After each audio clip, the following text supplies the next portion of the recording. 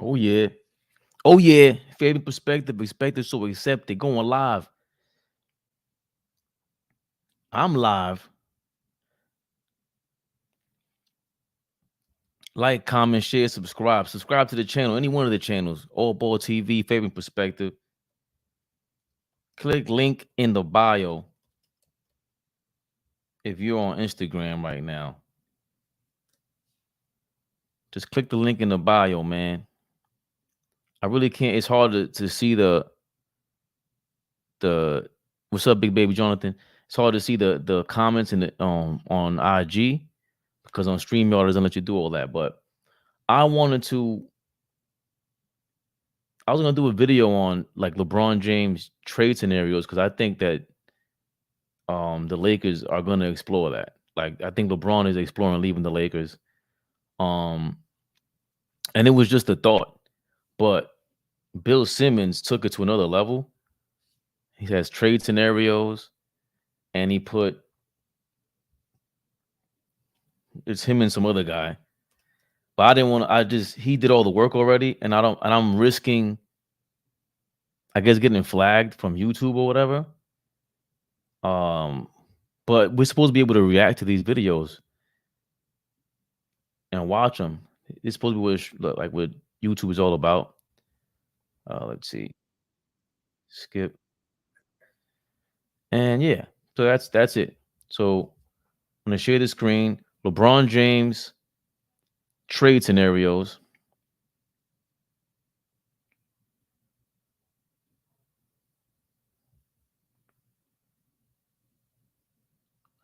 Bill Simmons and his guy.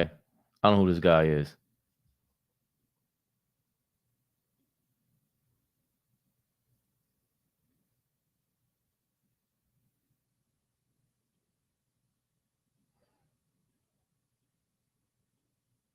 What's the best one?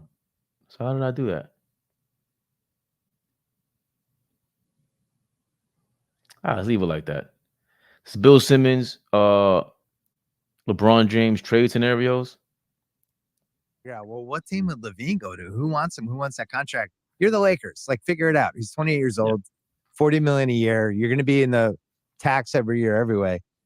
But this leads to my second question, which is a more dramatic question, and which is admittedly really just for dialogue, for social, just for as a thought experiment, as a thought bubble. What if they went the other way and worked with LeBron and actually traded him and just said, you know what, we don't have it. We're not good enough. You only have 4 rings. We know you want more. You have a player option for next year. You could go somewhere for 4 months on a really good team and try to actually win your 5th title. It's not going to happen here. We're not good enough. I don't think they're at that point yet, but they might be in a month. What if they're 4 games under 500 with no signs of life and can't add anybody? And he's like, Jesus, I thought I was going to get to watch my son at USC and be on a top 5 team, and we're a playing team with no real chance. Is that even conceivable to you? Man, it's hard to wrap my head around, Bill. The moment that LeBron chose the Lakers, however many years ago that was that 18? 18, summer 18. Yeah. I thought, all right, that's it. Like that, there's the last chapter, right? He goes there. He tries to build on the Laker legacy and his own legacy. His family loves LA. They've already got a home there. His media companies there, all that stuff. All these different ways in which it's the perfect place to finish out his career. And I've never thought he was going to have another move in him. But listen, I mean, you were just talking about he's no longer at that level of Jokic, Embiid, Tatum, Luka, whoever. Like, he's not a perennial MVP candidate, but he's still one of the best 12 guys in the league. Yes, he's in our rankings in the top 10 or 12, right? In the Ringers rankings. And he's legitimately there. But he needs more help than he needed before. He could still do some damage. And so you don't want to waste that. He's definitely not going to want to waste that. And I'm sure that the way he has played this season probably encourages him to think, shit, I'm 40, 41, 42. I can keep going. And maybe LA isn't the practical solution there anymore. So my rule of thumb on this is simple. If LeBron comes to you and says it's time, cool, it's time. If LeBron doesn't, I just don't see how you trade it. Like, you're not just trading LeBron. Like, you're not just like calling him one day and say, pack your bags, we just sent you to Memphis. Like, it doesn't work that way. Anyway, that'd be amazing if the Lakers were like, bombshell. LeBron's been traded. What? Could you imagine? I have 3 trades for you, and maybe this will make you think differently. Yeah, but so why wouldn't the Lakers do that? LeBron, like, they've all done it. They've done it to him before. It's, again, this is what happens when you start losing your power. I've uploaded an episode with last episode of Friendly Fire with Shannon Sharp and the Cat Williams episode. Like, that puts Shannon Sharp on a different level at ESPN. LeBron James, like, he's a top 12 player. That's arguable, in my opinion. That's arguable. I think, everybody went crazy because I said he wasn't a number one option anymore. And it's like, how can he be the number one option when we've seen LeBron as a number one option and he carries everything? Doesn't matter how bad your team is. When he's number one, he carries everything. He can't do that anymore because he's just 38. So top 10, 12 player, I'm not even going to argue that. But he's losing his power in the NBA and his position as far as being able to dictate and tell anybody what to do, any team what to do. How the hell are you going to tell the Lakers what to do? If the Lakers wanted to grab their nuts and tell LeBron, yo, check this out. It was a great plan with you and Bronny. We wanted to get into the family business. This is Hollywood, but take you and Clutch out of here, man. And take your man, that bum AD with you. Because you brought him in here, and what's the difference? Like, what's the difference between him and Dwight Howard? Yeah, he's a great defender, but we're out of the playoffs. Like, in all seriousness, we traded everybody. Julius Randle is now 2-time All-NBA on the Knicks. 2-time All-NBA. You had Brandon Ingram. There was a mixture of players that Josh Hart.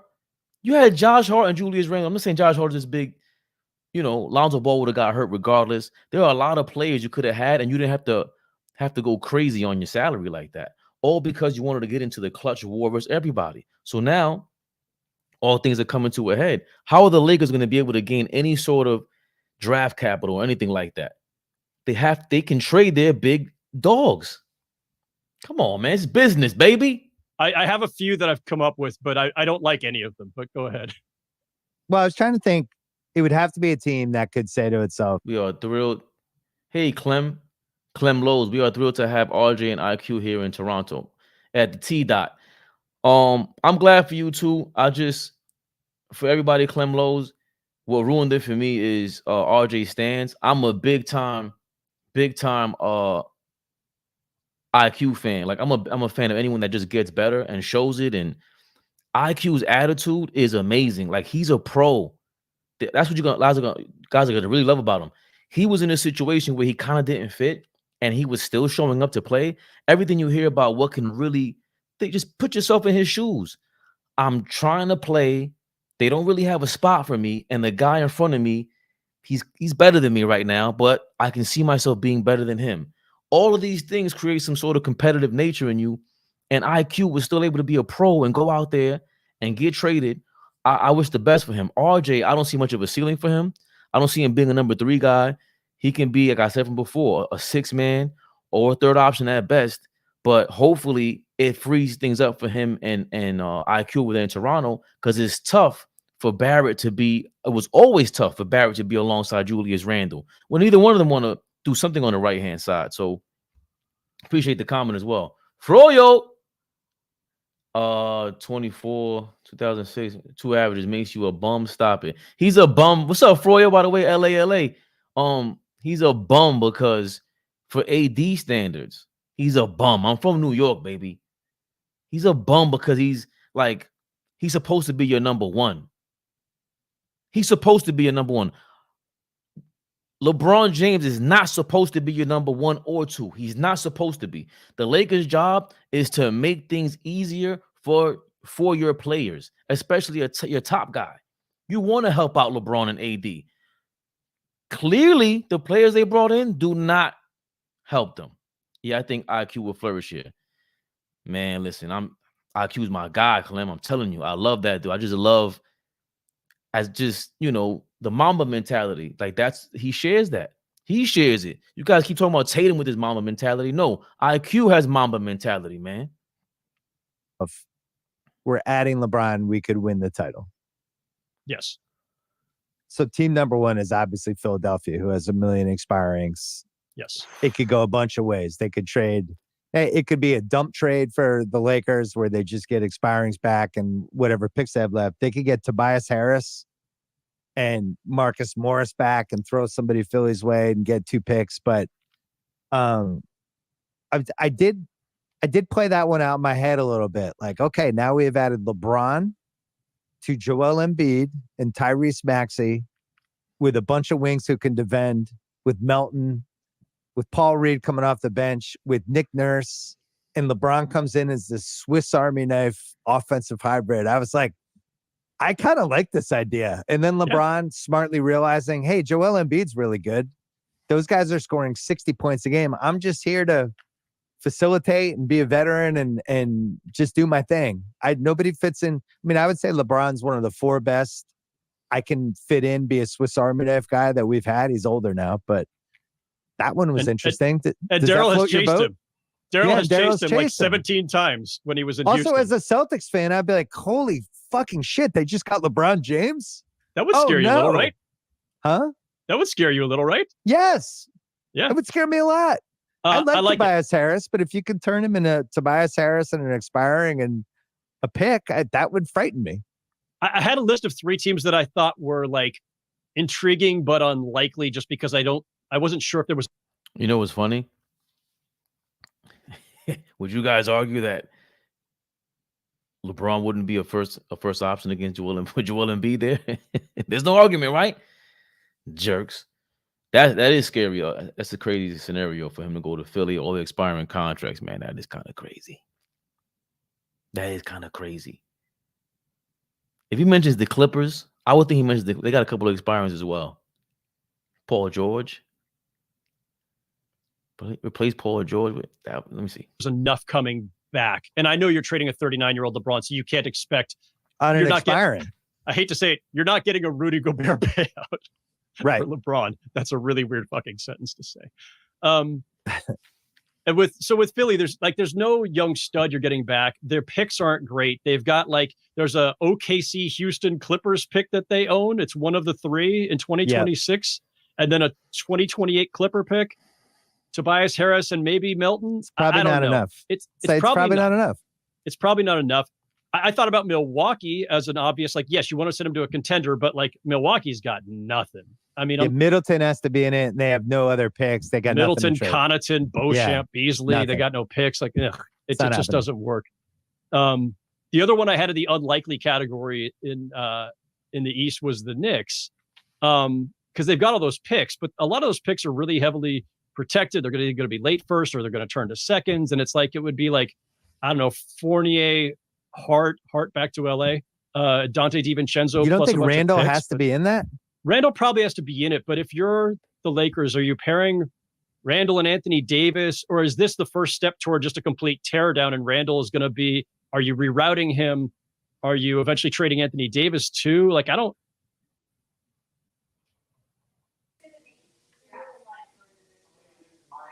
Did you hear what he just said? I missed it.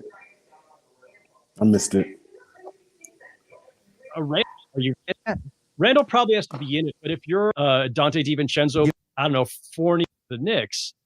The other one I had in the unlikely category in the East was the Knicks, because they've got all those picks, but a lot of those picks are really heavily protected. They're going to be late first. So we're entertaining. They're entertaining trading LeBron James from the Lakers, which is with the thought that I had, and I wanted to walk it through.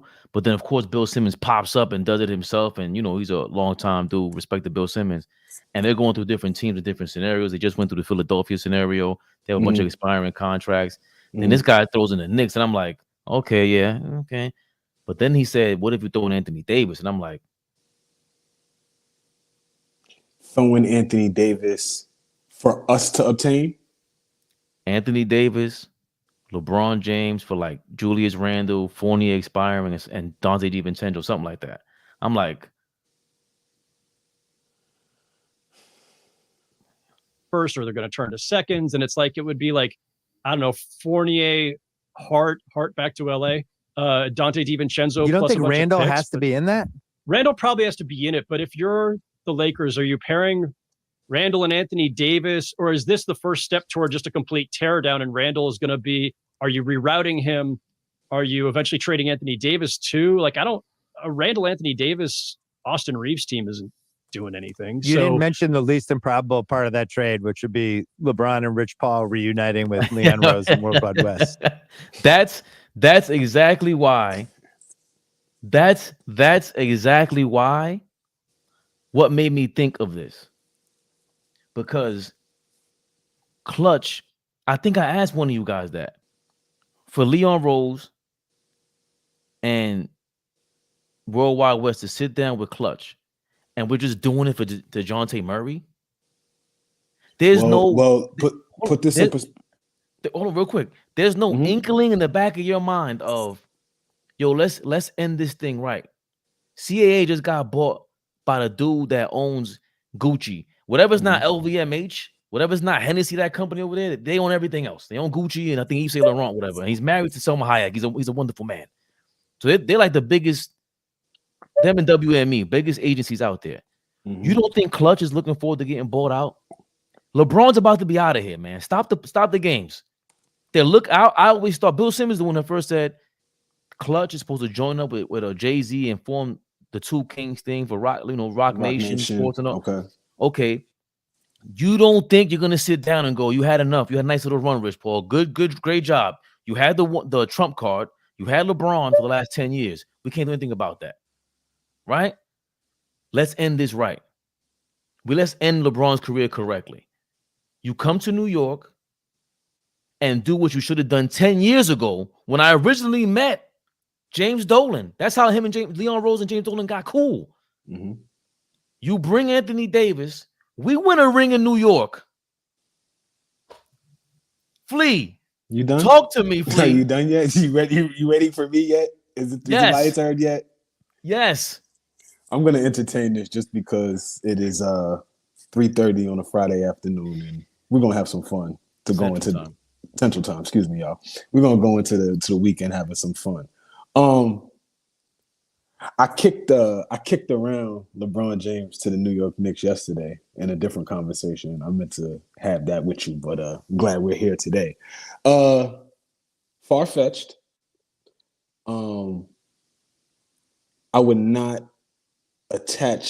hitch my wagon to the back of that horse, right? I got to see that horse kicking people in their face. I got to see that horse a little excited, pause, to, get out the stable before I'm hitching my wagon to that. I like what Howard Beck and Bill Simmons, I like what they're doing. It's intriguing. But for him to finish his career in New York City as it was supposed to start. He was supposed to come here. We know this. Was that ever realistic though? Of course, 1,000%. 1,000%. There's no way. Why would you want to go to Miami?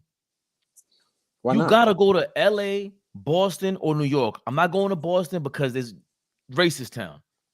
New York, again. Now that you come here at the end of your career and you go, you know what? Let me take my talents. Let me take my talents to the media capital. You go, he knows this. Remember, this is Clutch.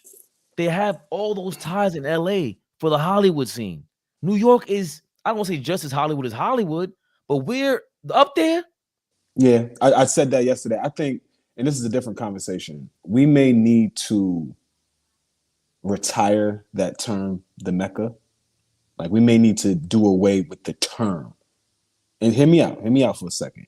We may need to do away with that term because at one point, New York City, for the basketball scene, was paramount to any and everybody in the country. That is not true anymore. I don't care what anybody says. Take your emotions out of it for a second and just look at the last 10 years of the landscape. We need to retire the term the Mecca. However, we do need to understand that playing basketball in New York City on a high level, you come to New York City, Jalen Brunson is becoming a household name now because he plays for the Knicks and he's playing well. If LeBron James finishes his career as a New York Knick, I don't give a damn what he is. He's 25-7-7 right now. I don't give a damn what he is, Fabian. You bring that to New York City, it's still star power. It's still the Knicks are on national TV now 41 games a year. Like half their schedule will be on national TV, right? With a 40-year-old LeBron James. So I don't think the move is feasible. I don't think, because there's a lot of hurdles to go over with that. What's the hurdles? The biggest hurdle is this war between CAA and Clutch. That has to be that they have to bury the hatchet on that. Like, we're going after players right now that are seriously, I don't think, fully in contention of becoming Knicks. We talked about it the other night with Malcolm Brogdon in the fold. You know who he's represented by? Malcolm Brogdon, CAA mofo. No, he's a Clutch client. He's a Clutch client. Brogdon? Look at Malcolm Brogdon is a Clutch client. DeJounte Murray is a Clutch client. Look it up. DeJounte Murray is? Yeah. Brogdon, I just found out. I'm glad I'm talking to you in front of the people right now, but I just found out. Brogdon is Ty Sullivan. No, Ty Sullivan and Austin CAA? Brown. They're CAA. Hold on. Who's hype? Yes, Creative Artist Agency. Come on, man. Don't disrespect me. How dare you? I did my research. He's CAA. That's why I thought Brogdon, if you get Brogdon, you're replacing IQ and Barrett with OG and Brogdon. That's an upgrade because you upgraded from Barrett automatically. And IQ and Brogdon are a toss-up. Trust me, Ty Sullivan is his agent. Bro, maybe our November 1st, 2023, Clutch Sports adds reigning NBA award winner to their roster. The 30-year-old Brogdon is the NBA reigning Sixth Man of the Year. Has signed with Clutch. Oh, I'm sorry. Maybe you're right. So that's October 31st, October 31st, 2023. You're right. Like, yeah. Michael Brogdon's agent is Rich Paul. I'm sorry. Okay, got you. So you're right. we going after all these guys. Let me ask you, from your perspective, how do we bury that hatchet? What kind of conversation? Because at one point, Leon Rose was LeBron's agent. Yes. Yes? No? Like that? Yes. So, Well, we don't know what happened between World Wide West and Rich Paul. Whatever happened, Rich Paul, he comes off arrogant. Because when he sat down with Shannon Sharpe and he said, yo, they don't own me. I don't owe them for forever, this, that, and the third. I'm like, what are you talking about? At the end of the day, they put you on. You're talking very spicy, Rich Paul. So I believe he gave clarity on that on the Breakfast Club. And what did he say? That he basically said he paid homage to the people that helped him through the door. Mm-hmm. But he also let the world know that he owes a lot to LeBron James, not World Wide West, not the predecessors and all of that. He owes a lot to LeBron James. Keep going. I still haven't heard any clarity, bro.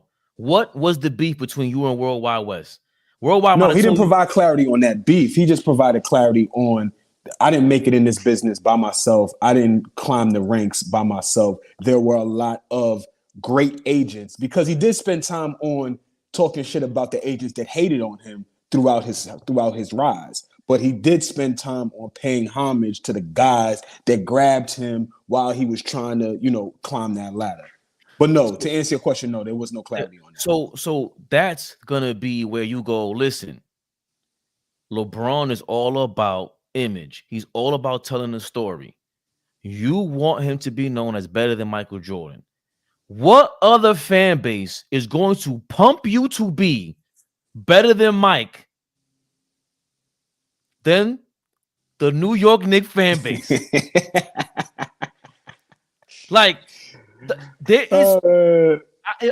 If LeBron was sitting right here, Rich Paul was sitting right here, be like, oh shit, he's right. There's no way around it. Whatever beef you had, if World always got to shake your hand and be like, you know what, young man, you did what you had to do. You had the trump card and you used it. Because that's my thing. Of course you owe everything to LeBron. He was your trump card. When you said I'm leaving CAA, guys, I'm gonna go for my own agency. LeBron left with him while they were in Miami. There were a lot of connections made by LeBron and Rich Paul while they were in Miami at the top of the world. Right? That's just what happens. Rich Paul played the power game. Yo, no problem. But in this day and age, how much do you think Clutch is worth? Especially how many clients you think Clutch has out of the 450 players in the NBA right now? A quarter? A quarter is a lot. Excuse me, I'm bugging. It looks like right here, Clutch Sports from the NBA. 1, 2, 3, 4, 5, 6, 7, 8, 9. You about to count? 9 times 3, 27 plus, let's say about 40. Let's say around 40. Okay. But I would still say that the business, like Clutch Sports, the business itself is worth a couple dollars. It's not CAA level. No. So and that's my point. No. They are Termini by the conclusion of the 2020 Termini negotiated $1.4 billion in NBA contract for Clutch Sports.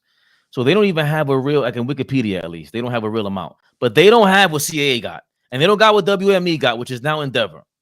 Right?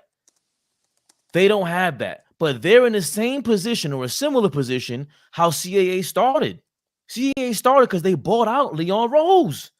They bought his company in 06 when he had AI and everybody else. So guess what? Come join us.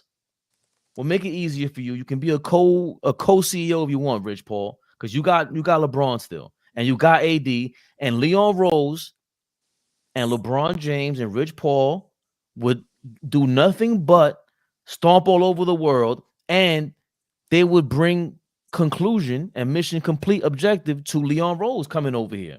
I mean, that's part of me says that that's just a pipe dream, Fabian. It's part of how you're a heavy conspiracy theorist. You buy into the nonsense sometimes. You drink the Kool-Aid, Jim Jones. That's this. You're supposed to entertain that right now. I do. Listen, I'm a Knicks fan that got his hopes up in 2010. I'm a Knicks fan that despised the decision. I'm a Knicks fan that laughed at him in 2011 when he lost to Dallas. I'm that guy. I'm a guy that I did not show him any support until 2012. I think I've told you this offline. I didn't show him any support until 2012 when he got on that podium and said it's about damn time, because I repeated him right after. I see you, damn, it is about damn time. So I'm saying that all to say, I remember how I felt when all the momentum was leading towards up. Do you remember that summer of 2010? Yeah. Like how much momentum we had. The billboards were about to start going up. The commercials were, people were marketing the New York Knicks to the world. Fabian. Do you remember that? ESPN was marketing the Knicks to the world during the time where it was the decision of where LeBron James is going to go. And, we know what happens. So I'm just a guy that's not about to get his hopes up right now. Like I said, I need to see that horse trying to get out the stable before I hitch my wagon to it. But I'm not turning it down. And if he comes, do not talk about he's the third option. I don't want to hear that.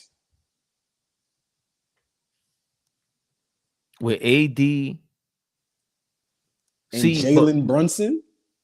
With AD, Brunson, and a 31-year-old Anthony Davis, a pre-30-year-old Jalen Brunson, and a freak of nature at 40. because he's a freak. This is not normal.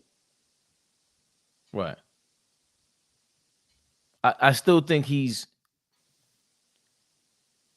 so at best he'll be a number 2 option.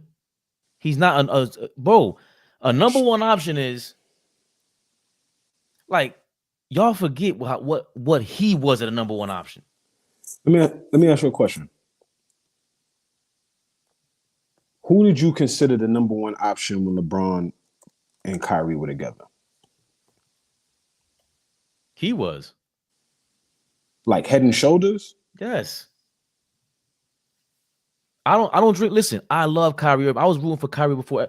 My man, shout out to Joe Rose. When Kyrie had his rookie season, I'm like, yo, he's nice. He's nice. He's like, I'd say, yo, if like he's in the same level as Ray Allen and these guys shooting wise, because I already had Steph Curry as the GOAT. I put him as the logo back then. 2012. I got the tweets, baby. He's the logo right now. But Kyrie's not that far off because the way he shoots off the handle, the way he catches and shoots, this guy's amazing. That being said, it's LeBron. So with LeBron being the number 1 option, let's talk about that for a second. Let's unpack that for a second. I just want to ask you. Today or back then? Back then. Let's just say back then. Let's talk about that 2017 year. They come off the championship, coming back down 3-1 in the 2016 year. They follow up the next season. They're still together. I think people forget that. Like they're still together, follow up the next season. When you say number 1 option, what does number 1 option mean to you?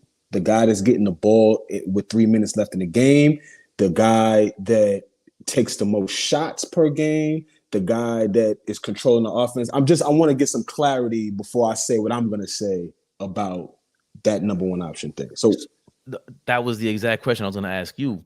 So I think it's a lot easier for LeBron to be LeBron back then because even now his passing doesn't look the same. I always say what makes the Joker, Larry Bird, even LeBron at certain points at the half court, Luka, what changes everything is the fact that I can pass and shoot from this many places in the half court. You're done. Once I dribble over here, your head is spinning. Like you're looking over to see where your help is at. Is he on the right guy? Because he might pass this to across the corner in the wing. This guy's too capable. So he ain't doing that right now. Back then, and I'm talking about for the majority of the game, because like you said, at the end of a shot clock, at the end of a game, yes, LeBron is clutch, but you don't want him with 4 or 5 seconds left on the clock to try to create an opportunity to score, to have to score. That's Kyrie 1,000%. But for the majority of the game, 90% of the game, you want LeBron making the scoring decisions on offense.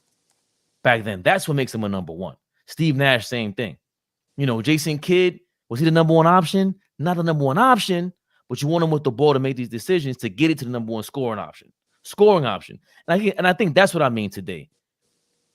Is he a number 1 scoring option over Jalen Brunson today, right now? Because Jalen Brunson, by the way, I'm sorry, Jalen Brunson ain't a number 1. He's our number 1. I've always said he's a number 2 option. He's our number 1. And I think that's what Julius Randle before Jalen Brunson's ascension was our number 1. He's not a number 1 anywhere else. And they're good, right? Our situation is completely unique. And now they're healthily battling for that, for who's right, which I love. I love that problem. I love that problem because they're battling for it with Julius Randle playing some of the best basketball we've ever seen him play as a Knick, right? But they're battling for it with that. Just interesting for me, 2016, 2017, we talking about that LeBron James when he was with Kyrie Irving. They come off that championship the year prior. They come into this season, and for this season, they make it back to the finals, obviously. But through 72 games, which is the most games Kyrie Irving has played in his career, like 72 was this season. Averaged 25 a game, but he averaged 20 FGAs. He put up 20 shots a game, shot it beautifully, 47% from the field, 40 from 3, and 91% from the line. So he was amazing that season, right? Braun averaged about 18 FGAs. So 2 more shots a game on average in totality is a lot. It's a lot. It's a significant difference than the. He got a phone call. I mean, it is a lot, but for me, in my opinion, Kyrie has to do that. Like Kyrie, Kobe, these guys have to become volume shooters at a certain point. LeBron ain't no volume shooter. LeBron is trying to be more efficient because he doesn't have the Kobe and Kyrie game. If he did have more of that, we're talking about the best player without an argument.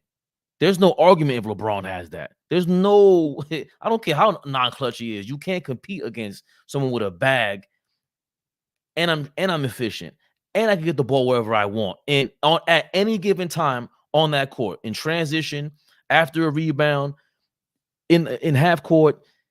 So LeBron, part of the reason why LeBron is the first option in Cleveland is because he's gonna give you the best scoring option, and he's gonna give you the best opportunity for his teammates.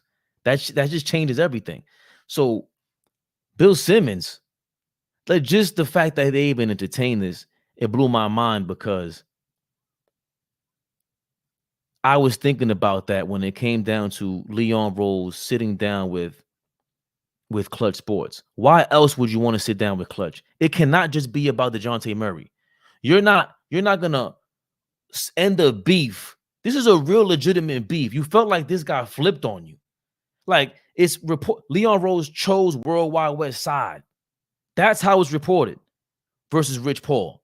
So if you chose this side, that means something went down. It's been years. You're saying we're keeping superstars away from the Knicks. So all this is going on. A lot of smoke. You want to clear the smoke for DeJounte Murray? No way. The conspiracy is alive. LeBron wants to come to the Knicks. Leon Rose wants LeBron on the Knicks. It should have been this way from the beginning. From the beginning. Maybe Leon sat down with James Dolan and he saw an opportunity where he can control the Knicks. Remember, he was Andre Bargnani's agent. I know Andre Bargnani was CAA. They kind of ruined us back then with that trade. But, like, just think about if you're Leon Rose. There's no way that thought is not entering your mind. Julius Randle left CAA. He's with WME now. His agent that was with him at CAA, he left to go to WME. Julius Randle followed him to WME in this offseason. RJ Barrett just left CAA in the summertime. They shipped his ass out just now. This thing is just real. It's real. So Clutch, they're not CAA and they're not Endeavor, which is WME. I don't even think they're the other agency. I forgot their names. Not Regency, whatever the hell they are. You best believe that LeBron is entertaining this at a certain point, because it's not looking good for him in LA. And in New York, the downside is, what if you lose? Because once you come to New York with Anthony Davis and you got Brunson there, let me get you back in here, Flea. Once you got Anthony Davis with LeBron James in New York, then that's championship expectations. And I don't know if LeBron wants to deal with that. But you going back to the number 2 option and Kyrie Irving, 20 shots. Yeah, I was just saying, it would be hard if you didn't watch that season, right? And just went back and do what I'm doing right now, Googling, looking through the numbers, just trying to, put it together 5 years later. It would appear that Kyrie was the guy taking, most of the shots. He was the guy that they were going to. Same thing, similar to the situation in Oklahoma City, when at a point Russell Westbrook, was almost doubling the shot attempts to Kevin Durant. That's why it is so glaring that KD is so efficient, right? Because we used to be able to watch Russ get 20 points off 20 shots, but we watch Kevin Durant in the same game go get 20 points off of 8 shots, right? So I just, excuse me, obviously Kyrie Irving is way more efficient than Russell Westbrook. I just wanted to kind of do a little deep dive on what you really considered a number one option, because I don't know because there's the other thing too. There was a different level of trust that LeBron James had for Kyrie Irving. Like, I even think it was a more trust for him than Dwayne Wade. That's another conversation. But I feel like he like trusted Kyrie Irving to the 10th power. Like he had unlimited trust for that dude. It didn't matter what time of the game, I could count on him to have my back, right? Not saying that he didn't think Dwayne could do that, but I just feel like, you know, at those points, Kyrie was here, Dwayne was here, right? I'm a big D Wade. I'm a big D Wade guy, but let's not get this twisted. I said it before. I love D Wade. The only reason why Kyrie is LeBron's best teammate is because he was there for a lot of it. That 3-1 down thing is down 3-1 thing and coming back is crazy. But to your point, to have the confidence in Kyrie to be there is part of the reason is because he was there. D Wade got hurt a lot. Yeah. Like that part of that they lost. The reason why they lost to the Spurs is because he was hurt. Period. Like LeBron gave up because he knew, you know how LeBron is. I ain't playing, man. I'm taking off. I'm taking 2 weeks off into sometime. I'll be back next year. Yeah, that's a part of it. Also, LeBron wasn't as confident as himself going into Cleveland as he was going into Miami as he was going into Cleveland. That's fair. That's fair. Like the confidence. I think that's honest. I think that's honest. Yeah. The confidence isn't just within your teammates. It's the fact that you have that much confidence in yourself now. It's like, oh, I know how this goes. Right. I know how to, like, I know what's supposed to be where. And, oh, you're the new guy. Listen, Rook. So he would call him kid. It was annoying. Because you third. I'm not a kid, bro. You doing too much, bro. Like he was doing too much. Do not get me wrong. Trying to pat him in his head and Kyrie pat you back in the back of your head. He grabbed his head. I grabbed your head. Yeah, he was like, so just understanding, and that's immaturity on both parts, on both sides, because LeBron wanted more than what it was, and it was like you really didn't. But the point is that the number one option thing again, people will think I'm crazy, but another side to that is part of what makes you're not enough. Let's say with Jalen Brunson, you're not a number one option because there are too many matchups that you can't take advantage of. It's hard for you to deal with double teams. It's hard for you to deal with bigger guards. You can't do that. LeBron, of course, he has the skill now to deal with them, but it's just, let's say he does it for a game. Look what happened with the in-season tournament. They are not the same after that. We can see, oh, they turned up. Wow, they won. They went and killed the Pacers, locked them down. Oh, wow. What happened since then? Dead tired. Guys are old, man. But we gotta kind of remember too. What was the games? The games were on Tuesdays and Fridays, right? So it was not an everyday thing that the games counted for in-season tournament. It was literally 2 days out of the week that these counted towards that tournament. So I think part of this too is we're getting a little, I don't want to say confused, but we're conflating the fact that, okay, they won the in-season tournament, but were they consistently playing good basketball? Like, I would like to take a look at that. I know, that seems like ancient history now, but it was only a month ago. But it's like, were they playing consistent basketball, or were they playing well on the days that they needed to play well? If I'm making sense. Does that make sense? I think the latter. I think that they played it when they needed to play well, and they overloaded because they knew that $500,000 was up there. They knew what that meant in terms of all that. Christian Wood just bought his mama a new crib with that $500,000, with that half a ticket. So you know what I'm saying? Like lower, no shot at Christian Wood, but the guys that are not making the heavy money, they got a half a ticket. They're gonna go and do some life-changing things. And that's what he said. But it's also lends you to the LeBron. Remember, LeBron he's the dude that just shows up with the fake gold chain on the block, bro. Because he just like, yo, what you doing? I don't know if it's fake because he might be making moves, and I'm like, oh shit, wait a minute, he's been scamming. He's just flashy, but he's been scamming. They made me stupid. Listen, because I know you. Yeah, like I know, like where you get bread. Hold on, right? Yeah. And it's like, you up now? I didn't know you. Yeah, up. like how you got up like that? He pulled up. He got 7 word 7 6. Okay. All right, but in my back of my mind, I'm like, yeah, you ain't tough like that, bro. Right? But I know he likes to be flashy, and when it's time to win, he does win. Like at a certain point, you gotta watch what you say because then you start hating on him. So the in-season tournament thing was the gold chain. It's kind of a fake gold chain. We're gonna keep it 1,000, but it showed you what they are fully capable of when they go full throttle. Mm-hmm. Right? That's what gives the Lakers hope. Like, wait a minute, we just beat a good team. We just beat a bunch of good teams in the in-season tournament. But that goes back to our conversation the other night on the Full Sportsman. Every Wednesday and Sunday, y'all check us out. Full Sportsman, y'all. We work hard at what we do. Best production, best video editor in the game right now, Fabian PerspecTV. Please tap into what he's doing and how much hard work this brother puts into what he does. I just needed to say that. I know you don't take compliments. You ain't got to respond to me at all. You could just continue to look at me like I got 10 heads. I'm fine with that.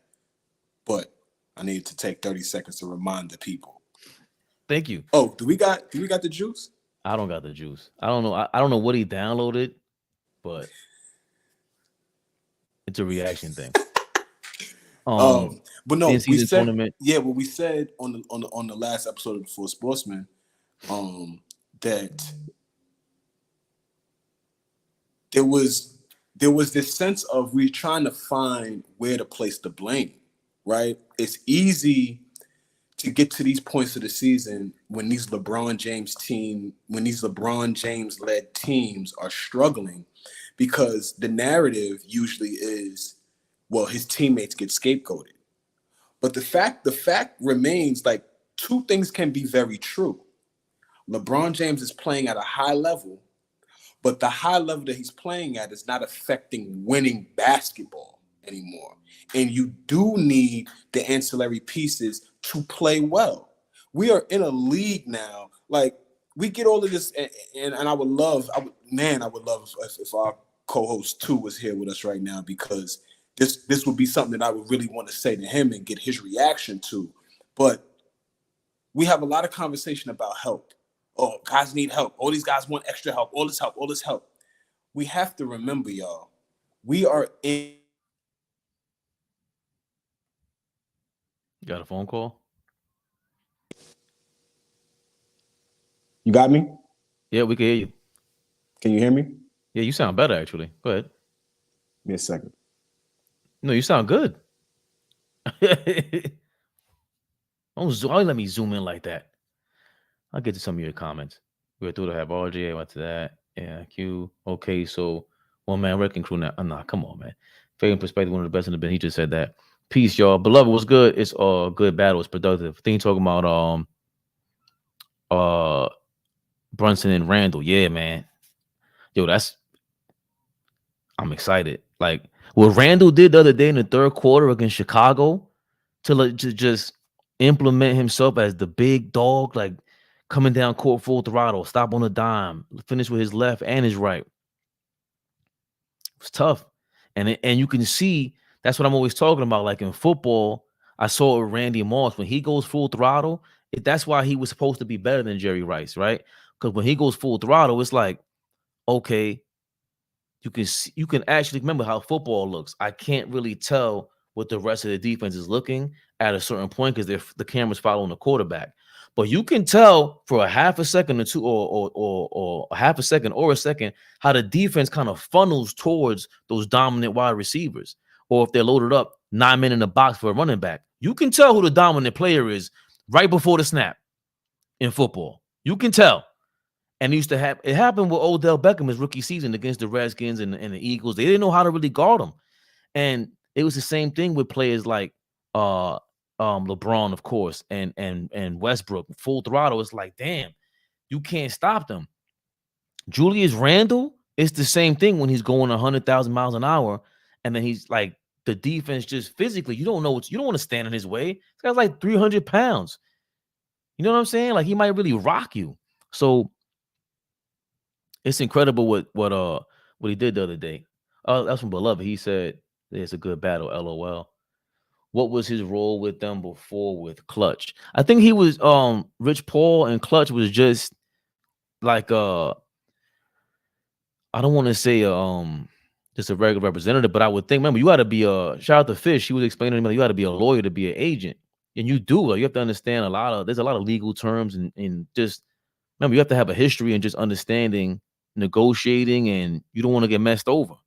So a lot of this has to be legal stuff that that they always break rules. All this stuff is breaking rules. What Leon Rose is doing, the fact that Clutch is able to get away with on like a newspaper, front page, back page. Hey, we're not letting any superstars go to the New York Knicks. That's a conflict of interest. That's beyond like, I can't imagine how many rules they broke or how many laws they broke.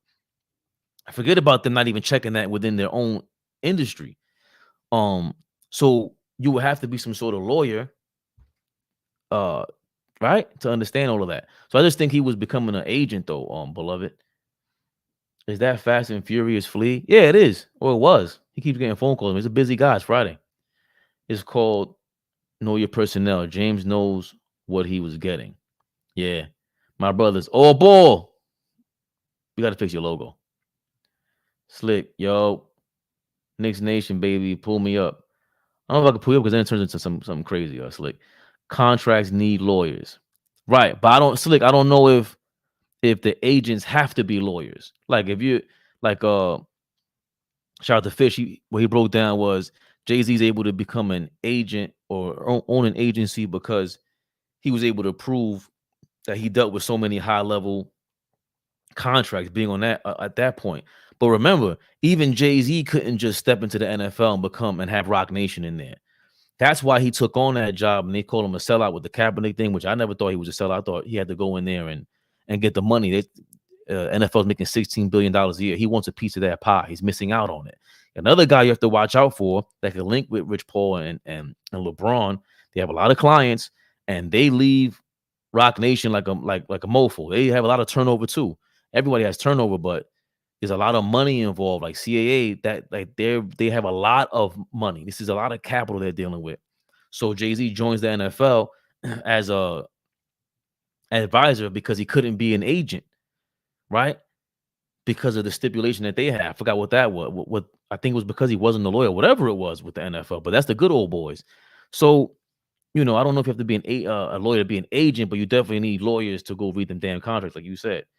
What about what he did against Cat in the fourth, man?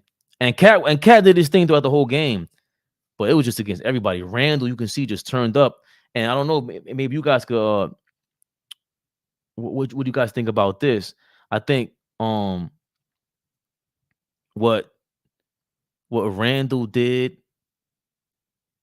may have something to do with the fact that you ain't got to look over your left shoulder or your right shoulder, and Barrett is there, and there's a real legitimate beef where you got another dude that's a lefty, and there's some back of your mind kind of thing. And something that's not talked about is the fact that we had a lower level version of what the Celtics are kind of going through, and you Celtics fans don't want to admit this, but we'll be the first to tell you, and I hope you guys never realize this. Knicks, regardless if we get better or not standings wise, the offense flows better with OG out there compared to Barrett alongside of Randall. That Boston offense slows down with the Jaylen Brown, Jason Tatum thing. They don't mix, and they're both they got the right-handed better version of what we had, but that's tough for them, man. Cat, they have a lawyer with the firm. Of course, they better. You have a firm that big and billions of dollars. You don't have a lawyer. They have one lawyer, Slick. Are you their lawyer? You either have to be a lawyer or show years of consistent major deals done. Paul was able to bypass that by the hookup of having his name on deals as a Buffett intern. And as you, yeah, wow, Warren Buffett's intern, huh? Nah, that's what you get for having LeBron as the main guy. Leon Rose, you leapfrog, right? He went from having Allen Iverson as a client, then you get LeBron as a client, and then CAA comes calling and buys your business out because you went from AI to LeBron. The culture in AI, right? Forever going to be recognized and acknowledged by us, and then LeBron is a new wave superstar. That that bought him something. And then look, Rich Paul, same thing. It's like guilty by association in a good way, right? I love what Clutch does for the brothers and getting them as much money as possible, but the hate on my Knicks, I can't respect. Yo, AllBall, I don't know if you caught the beginning of this, but if you rewind this, you're gonna go crazy and you might start cursing this out. You might just jump on the live just to do like some middle finger, whatever, the graphics. Randall definitely playing great right now. Yep. Hartenstein had like 4 blocks too. He's happy with just rebounding. He had 5 blocks against the Bulls and 20 rebounds. He was killing. I agree, Fabian. Only so much ball to go around. Yeah, that's tough. With I think you're talking about the Celtics. But there isn't though, Slick, because even with us, it was the same problem. It stagnates. You got to have a super duper like LeBron, and like I always tell everybody, LeBron got away with that in Miami with D Wade because you talking about LeBron, super duper athlete, super duper A1 guy. Randall ain't A1. RJ Barrett ain't A1. In Boston, Jason Tatum is A1, but he's kind of passive. He's going through the same thing that LeBron went through before he became Braun for real. Jason Tatum that's why I call him Paul George. He's still too passive. You're still taking bad shots. If he takes that next leap, like, oh, hold on, give me the same thing Kevin Durant in OKC. What if Jason Tatum started going, yo, check this out, Jalen, give me your fucking lunch. This is my team. Give me the ball. I'll give it to you when it's possible. That would change everything. And again, you're also talking about Tatum and Brown, 2 guys in the early 20s, man. That's tough. That's a real level of experience, right? That they just don't have. OG helps to spread the floor. He doesn't need the ball to score or to be effective. OG doesn't need the ball to be effective and efficient. The catch and shoot ability helps the flow and flow. Yeah, the catch and shoot thing, because one-on-one wise, Barrett has a better handle and he has more moves, even though it's stifling. OG knows to give the ball up because you don't want to see him with a handle, bro. Like OG's handle is horrible. I think it's damn near horrible, and we don't want him to we don't want that. We just need him to the catch and shoot is going to be amazing for him. And that's what affected RJ Barrett the most. And especially the catch and shoot while being contested. Because a lot of times, like Randall and Brunson, they're going to get the double team off of being our number one, right? But they kind of throw that fake double team at them. And they really want to just make sure they're on OG still because he is going to be an effective or an open shooter. With Barrett, while he's open, because of a Randall double team, if Barrett is open, they can close out on him a lot of times, right? And if they close out on you, especially in the playoffs when it matters most, once they close out on you, Barrett's 3-point percentage dropped from like 48% or 45% on catch and shoot wide open threes to like 19% on a contested 3-pointer. 19%? Bro, 2 out of 10 shots you're going to make in the playoffs? We can't have that. OG is, if I'm not mistaken, 48% catch and shoot wide open, 48% catch and shoot contested as well. He's both. So that's the most exciting part about him. 7'2" wingspan. A lot going on with that, brother. What the next step with the Knicks is when Brunson goes to the bench and Randall is the primary ball handler and the game is stagnant. Randall's gonna have to spend a lot of time with the second unit on Fish. He is. And that's the tough part because that was Barrett's thing. And we saw it. Usman, did you see the Warriors report? Maybe you are a genius. Dime, it takes time to understand. At least you're giving my flowers before I hit the casket. Give my flowers before I hit the casket, Dime. I'm trying to figure out what the hell is a Usman, by the way. I think that might be some, I don't know. Okay? Let me know what that is. Translate that for me. And that's at least Spanish. I understand Spanish, Dime. What the hell? And you speak Spanish. You speak Dominican Spanish. Que lo que? But the sun shines on a dog's ass something.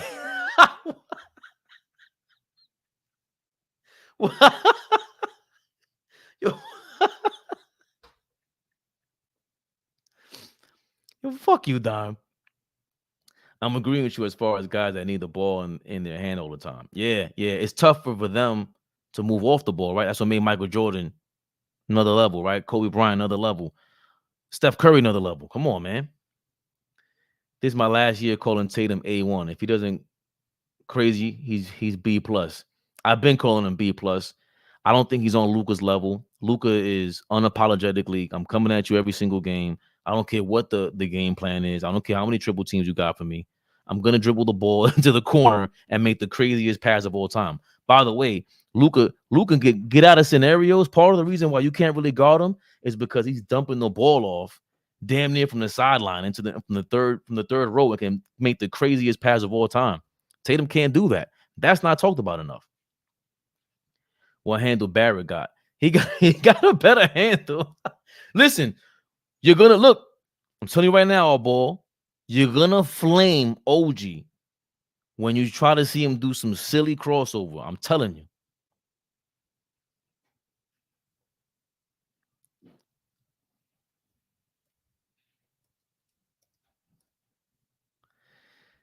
I'm not shooting 19% from 3 left-handed. but it's I'm talking about contested threes.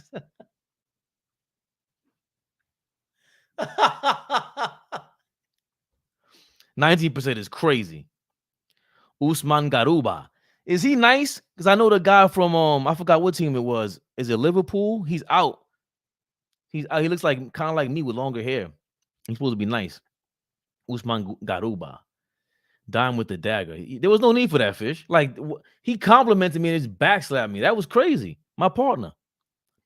Fish had me down yesterday, staying in the carpool lane. Luka's getting better too. It's scary. I think he's slowing down on the 3-pointers. Like that's Donovan Mitchell's biggest problem. He's shooting 8 threes a game. He shoots like 33%. Like, if we get him on the Knicks, I don't want. What was SGA's biggest jump? 2 biggest leaps. He went from 5 3-pointers a game to 2. He's shooting like 35%, 40% from 3. The next thing is he jumped up in free throw percentage. He practiced all that. Julius Randle, he went from like 7 3-pointers a game to like 3 or 4. And he's improved his game. He punishes the defense. Donovan Mitchell. Why? Who told you were Ray Allen? Who told you were Larry Bird? Just because the era has a bunch of people doing that does not mean you're playing towards your strengths in that way. You're a strong, crafty dude. What are you doing? Matter of fact, keep doing it. Keep losing. I'm going to need to see AllBall shoot. I question even the way he holds a basketball. I'm holding my man down. I've seen him shoot the ball. Pot belly and all. My man was swishing it. Pause. Usman is an NBA player. On what team? Do I look like this guy? I'm gonna Google him. Usman, NBA.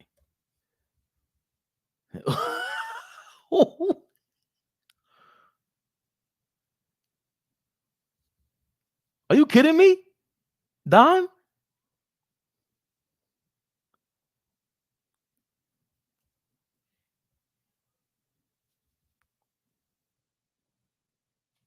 This guy? Why are you calling me Usman Garuba?